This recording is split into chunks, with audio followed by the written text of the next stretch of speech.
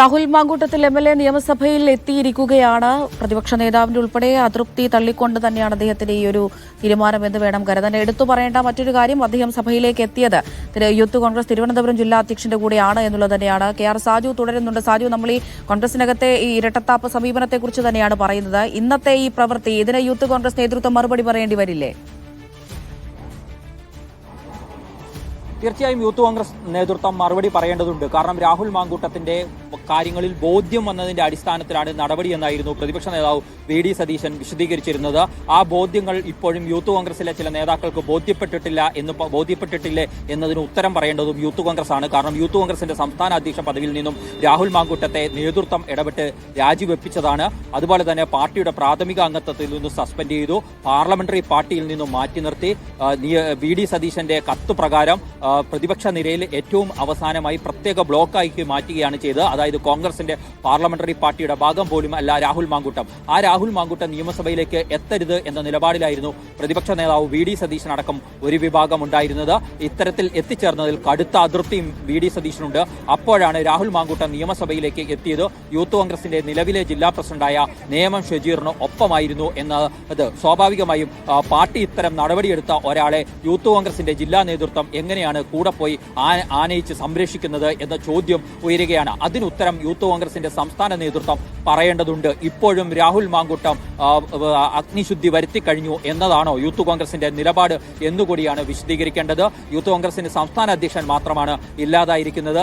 Vice പ്രസിഡന്റുമാരും ഉപാധ്യക്ഷന്മാരും general സെക്രട്ടറിമാരും അടങ്ങുന്ന ഭാരവാഹികളുടെ നിര തന്നെയുണ്ട്. അവർ നിലപാട് വിശദീകരിക്കണം എന്നതാണ് വളരെ പ്രധാനപ്പെട്ട കാര്യം. ഒപ്പം രാഹുൽ മാങ്കൂട്ടത്തിന്റെ കാര്യത്തിൽ പുറത്തേക്കെടുത്ത സമീപനം ഇപ്പോൾ യൂത്ത് കോൺഗ്രസിന്റെ ജില്ലാ അധ്യക്ഷൻ ഒപ്പം വരുമ്പോൾ പ്രതിപക്ഷ നേതാവ് അടക്കമുള്ളവർക്ക് പുതുതായി എന്തെങ്കിലും പറയാനുണ്ടോ എന്നുള്ളതാണ് ചോദ്യം. കാരണം യൂത്ത് കോൺഗ്രസിലെ ഒരു വിഭാഗം രാഹുൽ മാങ്കൂട്ടത്തെ സംരക്ഷിക്കുന്നു എന്ന കാര്യം ഇതോടുകൂടി ഉറപ്പായിരിക്കുന്നു. അല്ലെങ്കിൽ രാഹുൽ മാങ്കൂട്ടത്തിന് ഒപ്പമാണ്, രാഹുൽ മാങ്കൂട്ടത്തിന് അവർ പിന്തുണ നൽകുന്നു എന്നതും ഇതോടുകൂടി വ്യക്തമായിരിക്കുന്നു. അവിടെ പ്രതിപക്ഷ നേതാവ് ഇനി ഞങ്ങളിൽ പെട്ടവനല്ല രാഹുൽ മാങ്കൂട്ടം എന്ന് പറയുന്ന സമീപനത്തിൽ ഉറച്ചു നിൽക്കുന്നുണ്ടെങ്കിൽ യൂത്ത് കോൺഗ്രസിന്റെ ജില്ലാ അധ്യക്ഷനോടുള്ള സമീപനം എന്ത് എന്നുകൂടി പ്രതിപക്ഷ നേതാവിന് വിശദീകരിക്കേണ്ടി വരും. പ്രതിപക്ഷ നേതാവിന്റെ സമീപനം എന്തായിരിക്കും സാജു? അത് തന്നെയാണ് ഏറ്റവും പ്രധാനമായി നമുക്ക് അറിയേണ്ടത്. നിയമസഭയ്ക്കുള്ളിൽ പ്രതിപക്ഷ നേതാവ് സ്വീകരിക്കാൻ പോകുന്ന സമീപനം രാഹുലിനെ സംരക്ഷിക്കുക എന്നതായിരിക്കില്ല.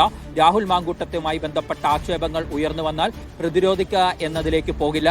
അതിൽ കോൺഗ്രസിനെ ചേർത്ത് പറഞ്ഞാൽ മാത്രമായിരിക്കും പ്രതിരോധത്തിനായി എഴുന്നേൽക്കുക. അപ്പോഴും രാഹുൽ മാങ്കൂട്ടത്തെ പ്രതിരോധിച്ചുകൊണ്ടായിരിക്കില്ല മറുപടി. ഇക്കാര്യത്തിൽ കോൺഗ്രസ് സ്വീകരിച്ച മാതൃകാപരമായ സമീപനങ്ങൾ, അത് CPM-ൽ നിന്നും വ്യത്യസ്തമായി സ്വീകരിച്ച സമീപനങ്ങൾ ഉയർത്തിക്കാട്ടിക്കൊണ്ടായിരിക്കും പ്രതിപക്ഷ നേതാവ് അക്കാര്യത്തിൽ മറുപടി നൽകുകയും പ്രതിരോധവുമൊക്കെയായി വരും ദിവസങ്ങളിൽ മുന്നോട്ട് പോകുക.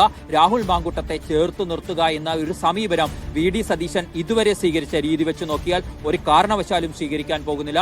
രാഹുൽ മാങ്കൂട്ടത്തെ തള്ളിപ്പറഞ്ഞുകൊണ്ട് തന്നെ മുന്നോട്ട് പോകുക എന്നതായിരിക്കും അവിടെ VD സതീശൻ സ്വീകരിക്കുന്ന രീതി എന്ന് ഉറപ്പാണ്. അവിടെ A ഗ്രൂപ്പിലെ ഒരു വിഭാഗം നേതാക്കൾക്ക് അതൃപ്തി ഉണ്ടെങ്കിലും അതിനെ അവഗണിച്ചുകൊണ്ട് തന്നെ മുന്നോട്ട് പോകുക എന്ന സമീപനമായിരിക്കും ഈ രാഹുൽ മാങ്കൂട്ടവുമായി ബന്ധപ്പെട്ട് VD സതീശൻ സ്വീകരിക്കുക എന്ന കാര്യം ഉറപ്പാണ്. VD സതീശന് മാത്രമല്ല, രമേശ് ചെന്നിത്തല അടക്കമുള്ള നേതാക്കളും രാഹുൽ മാങ്കൂട്ടത്തെ സംരക്ഷിക്കേണ്ടതില്ല എന്ന നിലപാട് ആദ്യം മുതൽ എടുത്തവരാണ്. അക്കാര്യത്തിൽ ഗ്രൂപ്പുകൾക്ക് അതീതമായ ചില കൂട്ടായ്മകൾ രൂപപ്പെട്ടിരുന്നു.